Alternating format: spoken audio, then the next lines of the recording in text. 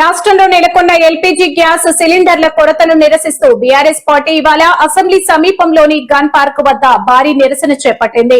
BRS working president KTR నేతృత్వంలో ఎమ్మెల్యేలు, ఎమ్మెల్సీలు గ్యాస్ సిలిండర్ల ప్లకార్డులు పట్టుకుని ప్రభుత్వాల తీరుకు వ్యతిరేకంగా నినాదాలు చేశారు. ఈ సందర్భంగా కేటీఆర్ మీడియాతో మాట్లాడుతూ కేంద్ర రాష్ట్ర ప్రభుత్వాల నిర్లక్ష్యంపై తీవ్ర స్థాయిలో ధ్వజమెత్తారు. అంతర్జాతీయంగా యుద్దం ప్రారంభమైనప్పటి నుంచి ప్రజలు గ్యాస్ సిలిండర్ల కోసం అల్లాడిపోతున్నారని ఫైర్ అయ్యారు. కేంద్ర ప్రభుత్వం కొరత లేదని నమ్మబలుకుతున్న క్షేత్రస్థాయిలో మాత్రం సామాన్యులను సిలిండర్లు దొరకడం లేదని ఆరోపించారు.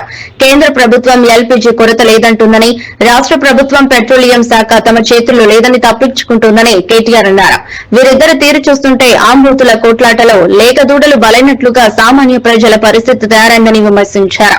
భవిష్యత్తులో గ్యాస్ సిలిండర్ పరిణామాన్ని 14 కిలోల నుంచి 10 కిలోలకు తగ్గించే ఆలోచనలో ప్రభుత్వం ఉన్నట్లు అనుమానాలు వ్యక్తమవుతున్నాయని, ఇది ప్రజలను మరింత ఇబ్బంది పెట్టడమేనని అన్నారు. గ్యాస్ సరఫరాపై ఉన్న అయోమయాన్ని తొలగించేలా ప్రభుత్వం తక్షణమే ప్రకటన చేయాలని డిమాండ్ చేశారు. కేంద్ర ప్రభుత్వం వెంటనే జోక్యం చేసుకుని గ్యాస్ కొరత లేకుండా చర్యలు చేపట్టాలని కేటీఆర్ డిమాండ్ చేశారు.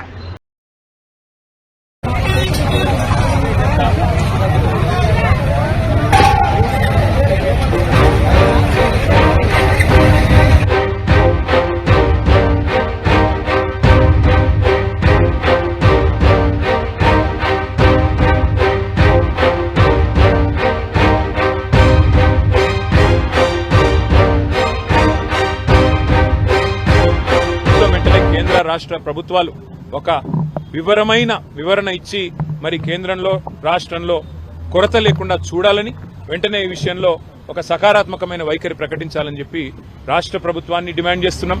ఎందుకంటే అబద్దాలు చెప్తా ఉన్నారు. కొరత లేదని వారు, సప్లై లేదని వీరు, మధ్యలో నలిగిపోతున్నది ప్రజలు. కాబట్టి వెంటనే ఈ విషయంలో వివరణాత్మకంగా చెప్పాలని చెప్పి శాసనసభ వేదికగా ఇవాళ అడ్జర్న్మెంట్ మోషన్ వాయిదా తీర్మానం ఇచ్చాము. చర్చకు పట్టుబడతాము. ప్రభుత్వం స్పందిస్తే మంచిది, స్పందించకపోతే తప్పకుండా ప్రజల తరపున ప్రశ్నలు అడుగుతూనే ఉంటాం, నిలదీస్తూనే ఉంటాం. కానీ యుద్ధం ప్రారంభమైన తర్వాత ఇవాళ ఎల్పీజీ గోడౌన్లు ఎక్కడెక్కడైతే ఉన్నాయో, డిస్ట్రిబ్యూషన్ నెట్వర్క్లు ఎక్కడెక్కడైతే ఉన్నాయో, ఇవాళ అంతటా కూడా చాంతాడంత లైన్లు, ఎక్కడికక్కడ పెద్ద ఎత్తున ప్రజలు ఆందోళన వ్యక్తం చేసే పరిస్థితులు ఇవాళ నెలకొని ఉన్నాయి.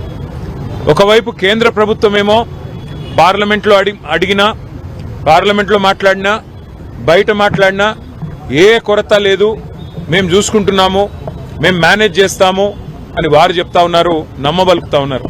కేంద్ర పెట్రోలియం శాఖ మంత్రి మాట్లాడినా, ప్రధానమంత్రి మాట్లాడినా ఏమీ లేదు, అంతా బానే ఉంది అని విశ్వాసాన్ని కల్పించే విధంగా వారు మాట్లాడుతున్నారు. కానీ